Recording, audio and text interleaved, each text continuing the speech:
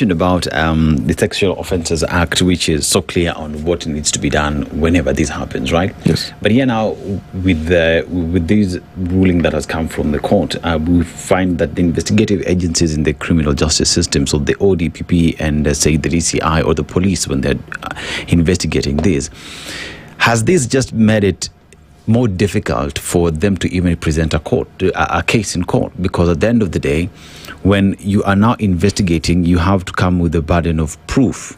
So, because I'm 17, this one is 13, we are still minors. She agreed, he agreed, or he forced. How do you go about it? Is it just now very difficult to prosecute these matters in court? There is a difficulty, but at least the court asked the different agencies to come up with guidelines. So it asked the Director of Public Prosecutions to come up with guidelines, and the same is expected of the police, the National Police Service.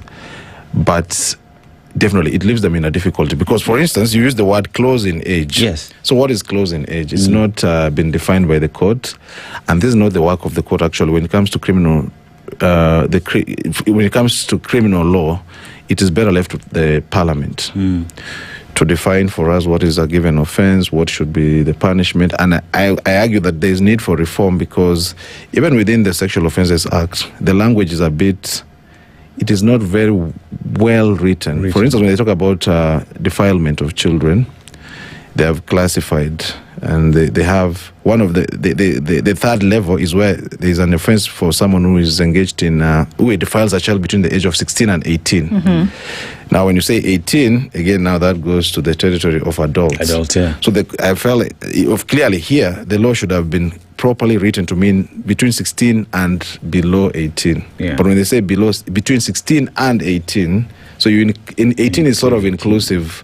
And it leaves, you can see there's an issue there also with the legislation, but the courts have only made it worse. So if we were to talk about a proper reform that would come to address the issue that you're talking about, what would be the correct procedure that would then guide a proper and clearly spelled out way of dealing with these matters?